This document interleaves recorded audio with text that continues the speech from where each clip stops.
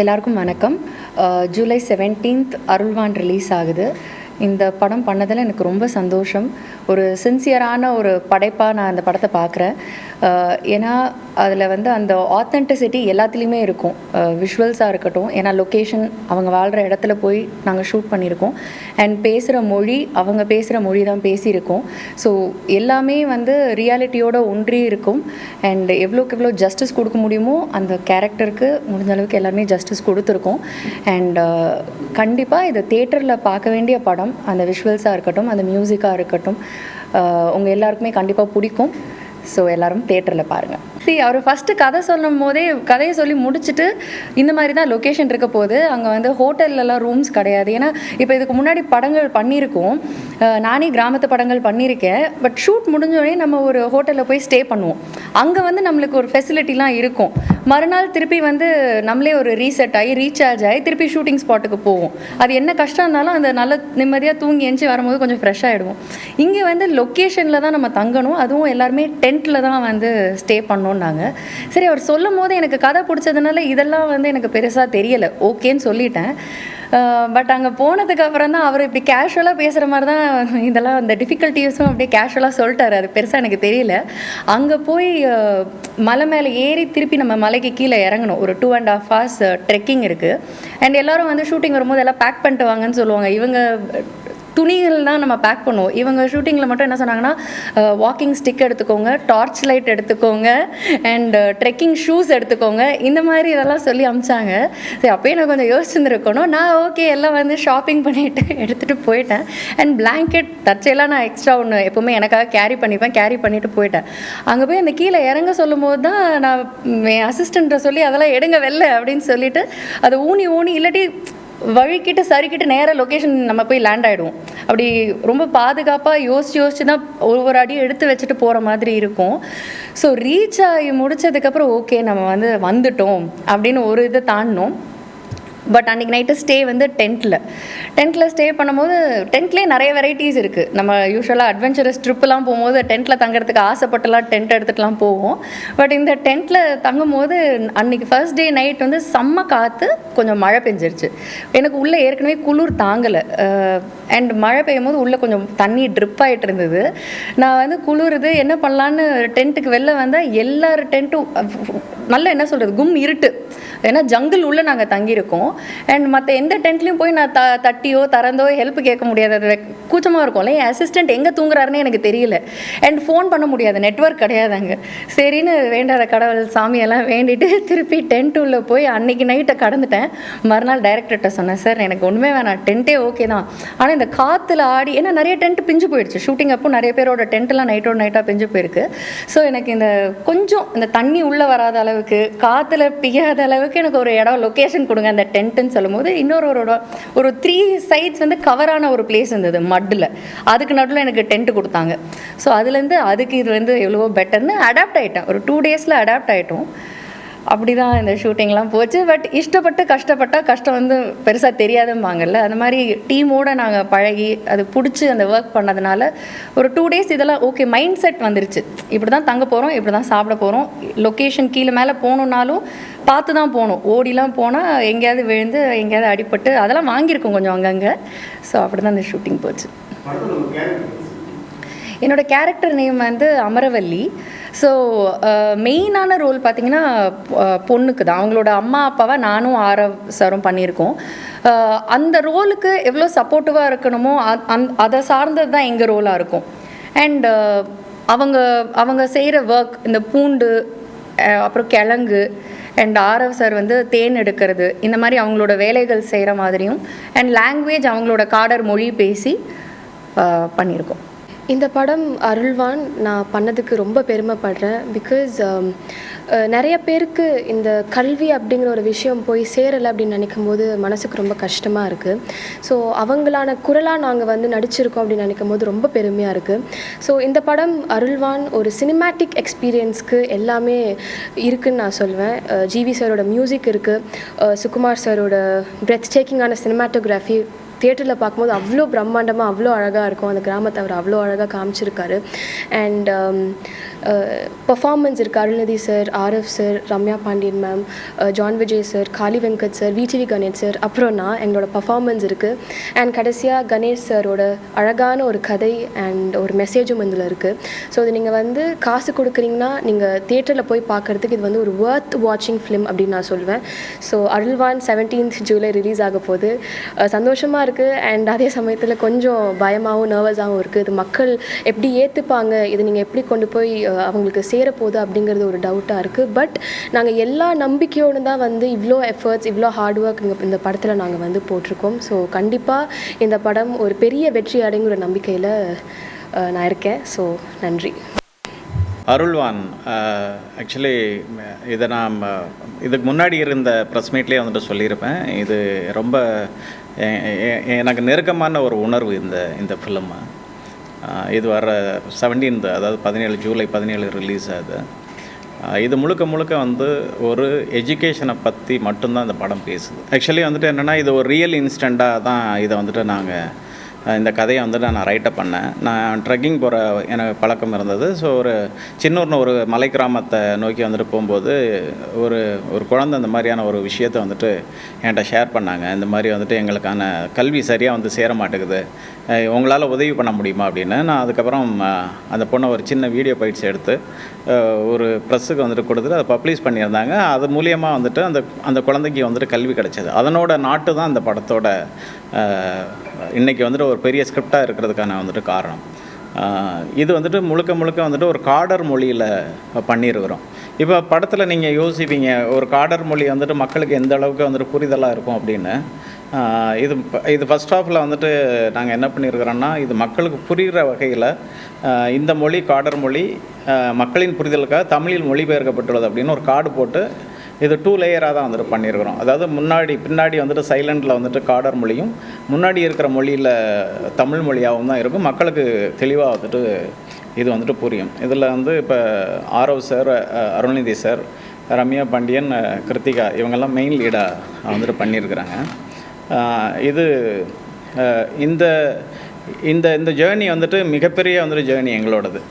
Because என்னென்னா, இது ஒரு நார்மலான ஒரு பிளேஸில் ஒரு நார்மலாக வந்துட்டு கடந்து போக முடியாத ஒரு கதை தான் இது. என்னென்னா, இதில் நிறைய கஷ்டங்கள், நிறைய வலிகள் நிறைஞ்சிருக்குது. ஏன்னா இவங்க நார்மலாக வந்து நடிச்சுட்டு நார்மலாக வந்துட்டு இதை வந்துட்டு போக முடியலை. ஏன்னா இந்த ஒரிஜினாலிட்டி வரணும் அப்படின்றதுக்காக அந்த ரியல் பிளேஸுக்குள்ளாரையே நாங்கள் போய் அங்கேயே ஸ்டே பண்ணி அந்த பிளேஸ்குள்ளாரே வந்துட்டு ஷூட் பண்ணிட்டு வந்திருக்கிறோம். இது கண்டிப்பாக வந்துட்டு மக்களுக்கு வந்துட்டு பிடிச்ச படமாக இருக்கும். இதனால் வந்துட்டு ஒரு 10 பேர் வந்துட்டு கல்வியை வந்துட்டு கரெக்டான விதத்தில் கொண்டு போய் சேர்ப்பாங்க அப்படின்ற ஒரு நம்பிக்கை எங்களுக்குள்ளார இருக்குது. அது வந்துட்டு கண்டிப்பாக வந்துட்டு 100% வந்துட்டு நம்புகிறோம் இது நடக்கணும். தேங்க்யூ. எனக்கு அது ஆசை. ஆக்சுவலி சண்டனா எனக்கு மார்ஷல் ஆர்ட்ஸ் பிடிக்கும். இப்போ ரீசெண்டாக கூட மொய்தாய் அப்படின்றத போய் நாங்கள் 1 month ட்ரைனிங் எடுத்தோம். என்னோட ஹஸ்பண்டுக்கு அது பிடிக்குங்கிறதுனால ட்ரெயின்லாம் பண்ணேன். ஸோ அந்த மாதிரி மூவிஸ் பார்க்கும்போது எனக்கு அந்த ஆசை உண்டு. ஓகே, நம்மளுக்கு அந்த படம் வந்தால் நல்லா இருக்குமே, அந்த மாதிரி ரோல்ஸ் அப்படின்னு சொல்லி நினச்சிருக்கேன்.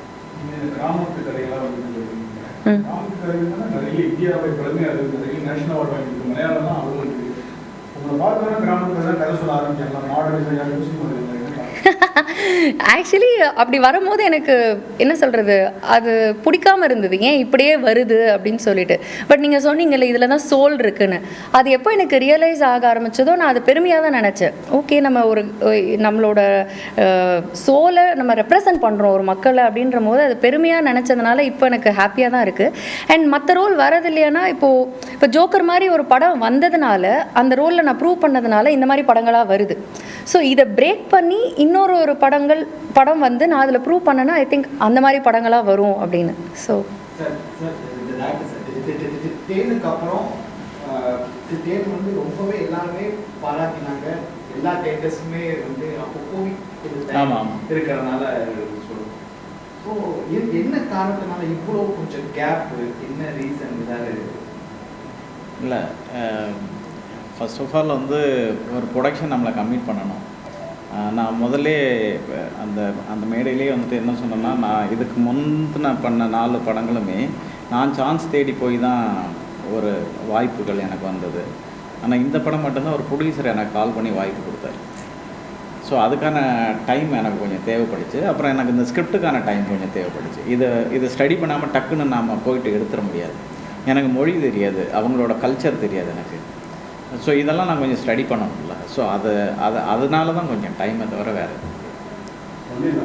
சரி.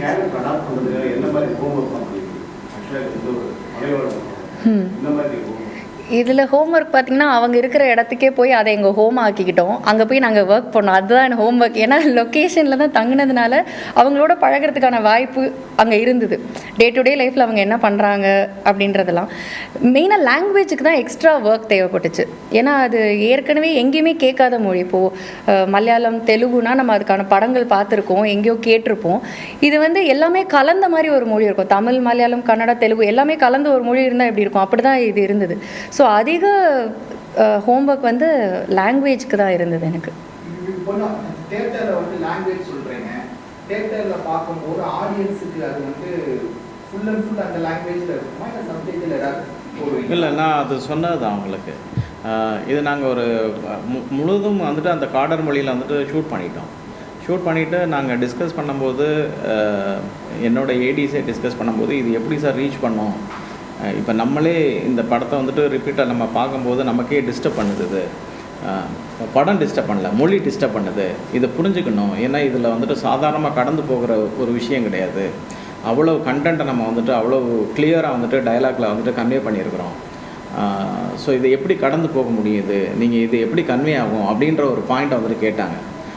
ஸோ அதை நாங்கள் டிஸ்கஸ் பண்ணிவிட்டு அப்புறம் என்ன பண்ணோம்னா, இதை 2 லேயராக வந்துட்டு கனெக்ட் பண்ணோம். அதாவது 2 டப்பிங். ஒன்று ஒரிஜினல் லாங்குவேஜில் இருக்கிற படமும், அதுக்கு ஒரு கார்டு நாங்கள் வந்துட்டு படத்தோட ஓப்பனிங்லேயே வந்துட்டு இந்த மொழி காடர் மொழி மக்களின் புரிதலுக்காக தமிழில் மொழிபெயர்க்கப்பட்டுள்ளதுன்னு ஒரு கார்டு போட்டுட்டு, இது மோஸ்ட்லி வந்துட்டு மேக்ஸிமம் தமிழில் வந்துட்டு எவ்வளோ ஃபிக்ஸ் பண்ண முடியுமோ அதை பிச் பண்ணிடுறோம். வாழ்வியல் சார்ந்து ஒரு மூவி பண்ணுறீங்க. ஸோ அந்த வாழ்வியல் சார்ந்து ஒரு மூவி பண்ணும்போது ஒரு ஹீரோ மெட்டீரியலான ஒரு சில பேர் இருந்தால் மட்டும்தான் மக்களுக்கு ரீச் ஆகும்னு ஒரு சில செக்மெண்ட் இருக்குல்ல. இது நம்ம இண்டஸ்ட்ரியில் மட்டும்தான் இந்த மாதிரியான ஒரு ஃபார்மேட் இருக்குது.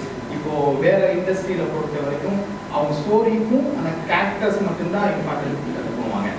இதை பற்றி நீங்கள் என்ன திங்க் பண்ணுறீங்க? இப்போ வாழ்வியல் சார்ந்த மூவி இருக்கும்போது நியூஸ் சேல்ஸ் கொண்டு வந்துருக்கலாம், இல்லை வேறு ஏதாவது ட்ரை பண்ணியிருக்கலாம்.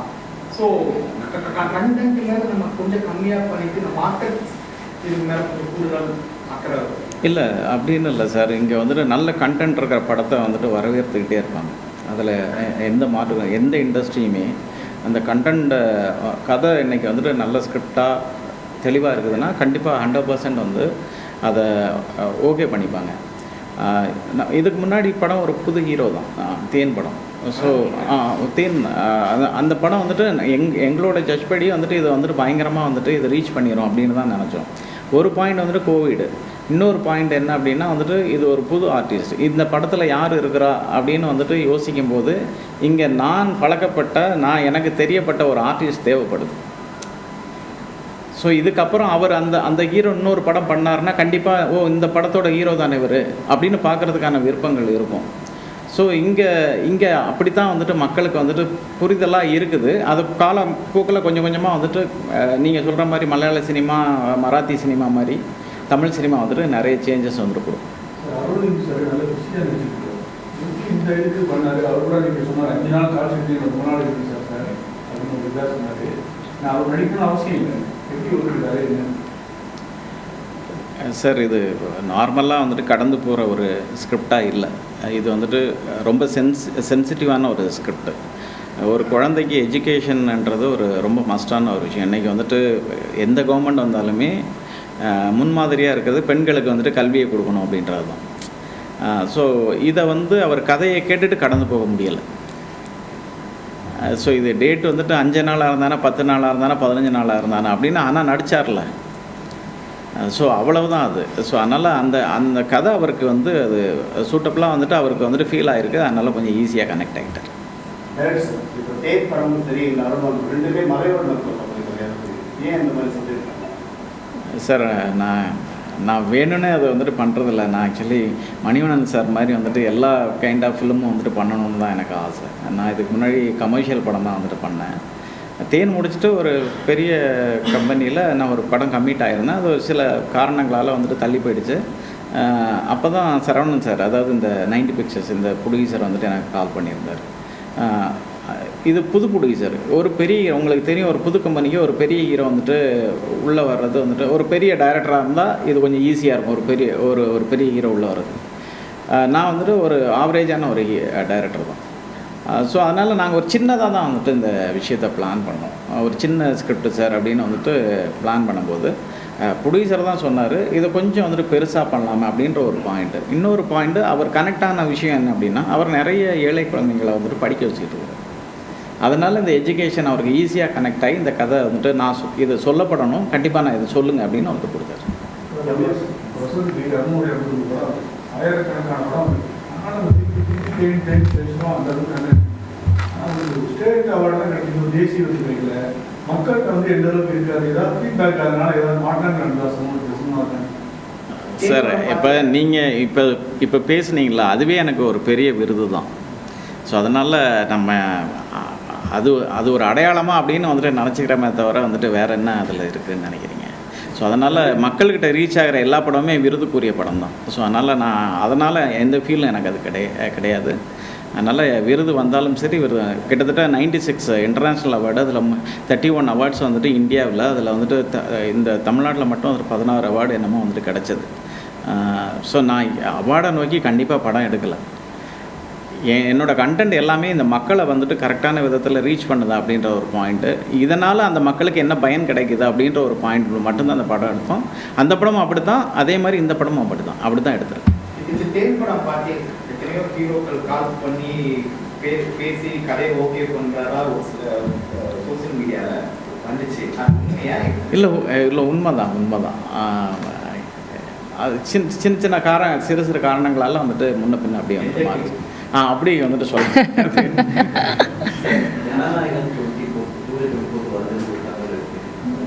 அந்த படம் வரும்போது தேட்டர்ஸ் வந்து இப்போ அடுத்த வாரம் ரிலீஸ் ஆகிற படத்துக்கு கிடைக்க வாய்ப்பு சார். நம்ம வந்துட்டு 17th வர்றோம். இது வந்துட்டு அந்த மாதிரி ஒரு பெரிய ப்ராஜெக்டாக இல்லை, ஒரு மினிமைஸான ஒரு ப்ராஜெக்டு தான். இது மக்கள் ஏற்றுக்கிட்டாங்கன்னே உங்களுக்கு தெரியும். அன்னைக்கு ஈவினிங் ஷோவிலே இந்த படம் என்னத்தை எந்த லெவலுக்கு ரீச் பண்ணும் அப்படின்ற உங்களுக்கு எல்லாத்துக்குமே இது ஒரு தெரிஞ்ச விஷயந்தான். அந்த மாதிரி எனக்கு அந்த ஃப்ரைடே ஈவினிங் இதை ரீச் பண்ணிருச்சுன்னா என்னோடய ப்ரொடியூசருக்கு அது வந்துட்டு ஒரு லாபகரமான ஒரு ப்ராஜெக்டாக தான் அந்த வீக்கில் இருக்குது. சொல்லுங்கள் சார். ஓகே மேம், உங்களுக்கு ஜோக்கர் படம் வந்து வேறு ஒரு பரிமாணத்தில் வந்து நல்ல ஒரு நேம் எடுத்தீங்க, ஒரு ஷோக்குள்ளே போனீங்க, நிறையா வந்து ட்ரோல் மெட்டீரியலாக வந்துட்டு அதை எப்படி பேலன்ஸ் பண்ணுறீங்க? இப்போ எப்படி வந்து அந்த மாதிரி ட்ரோல் பண்ணும்போது உங்களுக்கு பதில் இல்லை என்ன சொல்ல விரும்புகிறீங்க? ஏன்னா இன்னமும் கண்டினியூ ஆகிட்டு தான் இருக்குது. ட்ரோல் வந்து எப்போவுமே நான் அதை பெருசாக எனக்கு அஃபெக்ட் பண்ணது கிடையாது. ஏன்னா அதுக்கு எப்படி நான் ரியாக்ட் பண்ணுறேங்கிறது தான் என் கண்ட்ரோலில் இருக்குது, அவங்களோட ஆக்ஷன் என் கண்ட்ரோலில் இல்லை. ஸோ என்னோடய ரியாக்ஷன் என் கண்ட்ரோலில் இருக்குன்ற போது அதை நான் பெருசாக எடுத்துக்க மாட்டேன், இக்னோர் பண்ணிவிடுவேன். அதனால் என்னோடய ஒர்க் அஃபெக்ட் ஆகிறது கிடையாது. எந்த டைரக்டருமே இவங்களை வந்து இந்த ஷோவில் இப்படி ட்ரோல் பண்ணிட்டாங்க, நம்ம கதைக்கு வேணான்னு நினைக்கல. அதுக்கப்புறம் தான் நான் வந்து ராமாண்டலம் பண்ணேன், நண்பகல் பண்ணேன், இப்போது இது பண்ணியிருக்கேன். ஸோ அது என்ன அஃபெக்ட் பண்ணுறதில்ல. மேபி எல்லாருக்கும் நம்மளை பிடிக்கணும்னு அவசியம் கிடையாது. ஸோ பிடிச்சவங்க என்னை ஏற்றுக்கிறாங்க, பிடிக்காதவங்க அவங்களுக்கு தெரிஞ்ச விதத்தில் ட்ரோல் பண்ணுறாங்க. ஸோ ஓகே தான், எனக்கு அதை எஃபெக்ட் பண்ணல.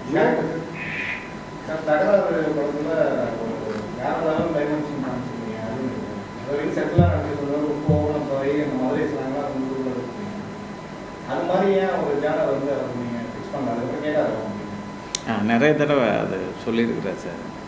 கண்டிப்பாக நான் சாரோட இணைந்து ஒரு நல்ல கமர்ஷியல் படம் நீங்கள் நினைக்கிற மாதிரி கண்டிப்பாக பண்ணேன். ஜோக்கருக்கு அப்புறம் வந்து பார்த்தீங்கன்னா மைண்டை ஃபிக்ஸ் பண்ணாலே ஜோக்கர் அந்த ஃப்ளேவர் வந்து.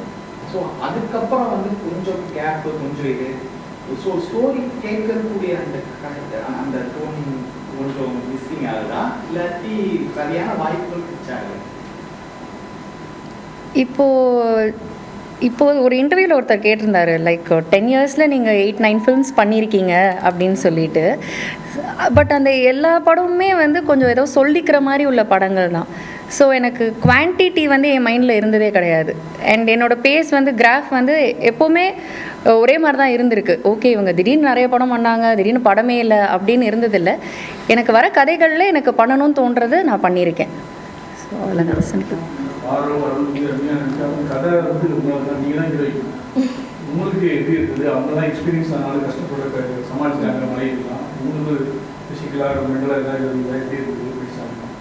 கண்டிப்பாக. பிகாஸ் அப்போது நான் பண்ணும்போது இப்போ விட கொஞ்சம் நான் குட்டி. ஸோ 2 வருஷத்துக்கு முன்னாடி. ஸோ அந்த எல்லாமே சேலஞ்சிங்காக இருந்தது. அந்த லொக்கேஷன் ஆகட்டும், அப்புறம் இந்த லாங்குவேஜ் ஆகட்டும், மெயினாக எஸ்பெஷலி. ஸோ அதெல்லாமே சேலஞ்சிங்காக இருந்தது. அண்ட் நான் வந்து Arulnithi sir, RF sir and Ramya மேமை வந்து அப்போ நான் வியந்து பார்த்த ஒரு தருணம். ஏன்னா அவங்க எந்த அளவுக்கு சினிமாவுக்கு ஒரு உண்மையாக இருக்காங்க, சினிமா வந்து அவங்களோட ரத்தத்தில் எவ்வளோ ஊறி போயிருக்குன்னா, அதாவது ஒரு சின்ன பொண்ணை வந்து ஒரு ஸ்டெப் முன்னாடி நிறுத்திட்டு அவங்க அந்த சின்ன பொண்ணுக்கு அவங்க எப்படி சப்போர்ட் பண்ணுறாங்க, அவங்க அந்த ஒரு டைமென்ஷன், அந்த ஒரு ஜோனில் தான் இவங்க இருக்காங்க. ஸோ நான் வந்து பெரிய ஆள், எனக்கு வந்து நான் தான் இதாக இருக்கணும் அப்படிங்கிற அந்த ஒரு ஸ்டார்டத்தை வந்து தலையில் ஏற்றிக்காமல் அவங்க கதையை நம்புகிறாங்க, கதைக்கு இதுதான் தேவை அப்படிங்கிறதுல அவங்க தெளிவாக இருக்காங்க. ஸோ ரொம்ப சந்தோஷமாக இருக்குது. யா சார், இந்த படத்தில் வந்து அரசாங்க ஊழியர்களை ஃபோக்கஸ் பண்ணுறீங்களா இல்லை அரசியல் வாதிகளை ஃபோக்கஸ் பண்ணுறீங்களா? ஏன்னா மாவட்ட ஆட்சியர் ஒருத்தங்க இருக்கிறாங்க. ஸோ இவங்க கீழே தான் இந்த தமிழ்நாட்டோட சொல்லு இயங்குது. இதை யாரை டார்கெட் பண்ணி? சார், இதில் 2 பேரையுமே வந்துட்டு டார்கெட் பண்ணலை. பிகாஸ் என்ன அப்படின்னா, ஜென்ரலாக வந்துட்டு ஒரு ஆர்டர் வந்துட்டு கலெக்டர் வந்துட்டு போடுறாருன்னா அதை நிறைவேற்றுறதுக்கு உங்களுக்கு உடனே அதை பண்ணிட முடியாது. ஏன்னா அதனோட சூழல், அதனோட லொக்கேஷன், இதை பொறுத்து வந்து ஒன்று நடக்கும். அது கொஞ்சம் காலதாமதங்கள் வந்துட்டு நடக்கும். இப்போ இந்த மாதிரியான இப்போ ஜென்ரலாக வந்துட்டு ஒரு ஸ்கூல் இந்த இடத்துல வேணும் அப்படின்னு வந்துட்டு கேட்டால், இப்போ நார்மல் பிளேஸில் நீங்கள் அது ஆய்வு பண்ணி உடனே வந்துட்டு நடந்துடும். நீங்கள் வெஸ்டர்ன் காட்ஸ் மாதிரி ஒரு ஏரியாவுக்குள்ள போகணுன்னா நீங்கள் நார்மலாக அதாவது அவங்க பீப்புள் நடக்கும்போதே வந்துட்டு கிட்டத்தட்ட வந்துட்டு ஒரு மணி நேரம் அவங்களோட குடியை ரீச் பண்ணுறாங்க. நம்ம நடக்கணும்னா 3 hours ஆகுது. இதில் அவங்க ஒரு பாதை அமைச்சிருக்கிறாங்க.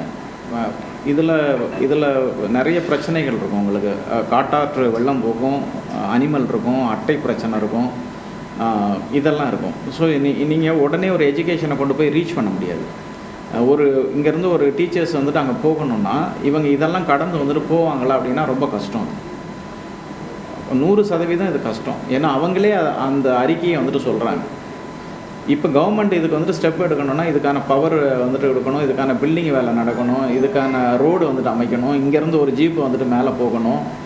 ஸோ இதனோட காலதாமதங்கள் கொஞ்சம் லேட் ஆகும். ஸோ அதனால் அரசாங்கம் போடுற சட்டத்தை அரசு அதிகாரிகள் வந்துட்டு நிறைவேற்றுவாங்க. அது கொஞ்சம் காலதாமதம் ஆகும், ஆனால் நிறைவேறும். ஒரு 20 வருஷத்துக்கு முன்னால் கல்யாணம் ஆகிட்டுனா அவங்க வந்து ஃபேமிலி செட்டில் பண்ணி இருக்கலாம். இப்போ நீங்கள் கீர்த்தி சுரேஷ், நயன்தாரா எல்லாருமே நல்லா இப்போ ஹாலிவுட் மாதிரி ஆகிடுது. இந்த மாற்றத்தை எப்படி? நல்ல மாற்றம், ஒரு ஆரோக்கியமான மாற்றம். ஏன்னா ஆஸ் ஃபார் அஸ் நாங்கள் அந்த ரோலுக்கு செட் ஆகிறோன்னா எங்களுக்கு அந்த ஆப்பர்ச்சுனிட்டி கொடுக்கலாம். அண்ட் நாங்கள் எங்களால் அந்த ரோலுக்கு ஜஸ்டிஸ் பண்ண முடியும்னா நாங்கள் அதை பண்ணலாம். ஸோ இதில் கல்யாணங்கிறது ஏன் அது ஒரு ரீசனாக இருந்தது முன்னாடிங்கிறது எனக்கு தெரியல. ஐ திங்க் இது பியூர்லி அந்த கிரியேட்டர் அண்ட் அன் ஆக்டர், அவங்களுக்கு கிரியேட்டருக்கு ஓகே இவங்க இதுக்கு ஃபிட்டாகிறாங்க கூப்பிட்றாரு, ஓகே ஆக்டருக்கு என்னால் பேலன்ஸ் பண்ண முடியும், என்னால் personal life and professional life அப்படின்னு பேலன்ஸ் பண்ண முடியும்னா அவங்க அதை பண்ணுறாங்க. ஸோ இந்த பேலன்ஸ் இருக்கிறது ஒரு ஆரோக்கியமான விஷயமா நான் பார்க்குறேன். அவருக்கு ஆர்வம் இருக்கான்னா இஸ் வெரி சென்சிபிள். ஒரு ஜென்ரல் ஆடியன்ஸாக அவர் ரொம்ப சென்சிபிளான ஒரு பர்சனாக இருப்பார். அதனால நான் டிஸ்கஸ் பண்ணுவேன். அவருக்கும் இண்டஸ்ட்ரிக்கும் இதுக்கு முன்னாடி சம்மந்தமே கிடையாது. தமிழ்நாட்டுக்கே ஃபஸ்ட்டு நான் தான் அவரை கூட்டு வந்து இதுதான் தமிழ்நாடு அப்படின்னு காமிச்சேன். ஸோ பட் நான் டிஸ்கஸ் பண்ணும்போது அவர் பேசுகிற விஷயங்கள் ரொம்ப மெச்சூர்டான ஒரு இண்டஸ்ட்ரியில் இருக்கிறவங்க என்ன பதில் கொடுப்பாங்களோ அந்த பதில் கொடுப்பாரு. நான் ஆச்சரியப்பட்டிருக்கேன். ஏன்னா அவருக்கு நிறைய மியூசிக் சென்ஸ் உண்டு, எடிட்டிங் சென்ஸ், லைட்டிங் சென்ஸ் நிறைய கற்றுப்பார். இதெல்லாம் ஒரு அப்டேட்டடாக இருக்கணும்னு ஏஐயில் டெக்னாலஜி கற்றுக்கிறது, இந்த மாதிரி லேர்னிங்லேயே இருப்பார். ஸோ நிறைய விஷயம் டிஸ்கஸ் பண்ணியிருக்கேன். கெட்ட பார்த்து அவர் மெச்சோர்ட் அப்படிலாம் யோசிக்காமல், நான் ஆக்சுவலி பேட்ச் ஒர்க் ஷூட் அப்போ எனக்கு அவரை தெரிஞ்சிருச்சு. ஸோ அவரை தெரிஞ்சதுக்கப்புறம் பேட்ச் ஒர்க் ஷூட் போனேன். அவங்களுக்கு என்னென்னா இண்டஸ்ட்ரியில் தெரியாமல் இருந்ததுனால ஓகே ஒரு ரெஸ்பெக்ட் அதிகமாகச்சு. ஜென்ரலாக இன் ஜென்ரல் ஆக்டர்ஸ் மேலே உள்ள ரெஸ்பெக்ட் கூடவே ஒருத்தங்க இருக்கும் போது ஓகே இது நாட் ஓன்லி ஓகே போனால் ஒரு ஹோட்டல், பெரிய ஹோட்டலில் தங்குவாங்க, நடிப்பாங்க, ப்ரமோஷன் பண்ணுவாங்க, போவாங்க, இந்த மாதிரி இருந்த தாட் கூட மாறி ஓகே இவங்களும் இவ்வளோ ஹார்ட் ஒர்க் பண்ணுறாங்க, கூடவே இருக்கிறவங்க பண்ணும்போது அதுக்கான ரெஸ்பெக்ட் ஏறும்ல. இன் ஜென்ரல் அவருக்கு இண்டஸ்ட்ரி அண்ட் இண்டஸ்ட்ரி பீப்புள் மேலே ஒரு படி அதிகமாக ரெஸ்பெக்ட் வந்திருக்கு. சார் ரைட் சார் அருள்வான்றது வந்து ஒரு ஸ்பிரிச்சுவல் டைட்டில். அது வந்து இந்த படத்துக்கு ஆக்சுவலி இது வான் தான் சார் டைட்டில். வான்னா உங்களுக்கு தெரியும், அது ஸ்கை, அது ஃபாரஸ்ட் இதெல்லாம் சேர்ந்தது வான் அப்படின்னு வந்து சொல்லுவாங்க. அது வந்து அந்த டைட்டில் கிடைக்கல எங்களுக்கு. அது வேறு ஒரு கம்பெனியில் ரிஜிஸ்டராக இருந்துச்சு.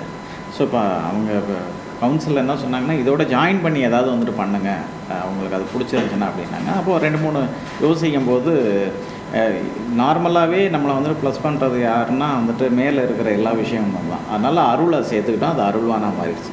இது அருள்நிதி சார் இருக்கிறதுனால அது ஒரு கொஸ்டினாகவே எல்லாரும் கேட்குறீங்க. இவ்வளவு தானே தவிர மீதி எதுவும் கிடையாது சார். இருக்கணும் சார்.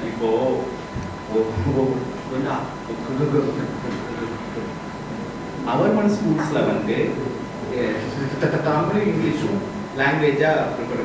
ஆனால் ப்ரைவேட் ஸ்கூல்ஸில் வந்து எனி லாங்குவேஜ் கற்றுக்கலாம், ஹிந்தி கற்றுக்கலாம், மராட்டி கற்றுக்கலாம், எந்த லாங்குவேஜ்னா இஷ்டப்பட்ட லாங்குவேஜ் கற்றுக்கலாம்.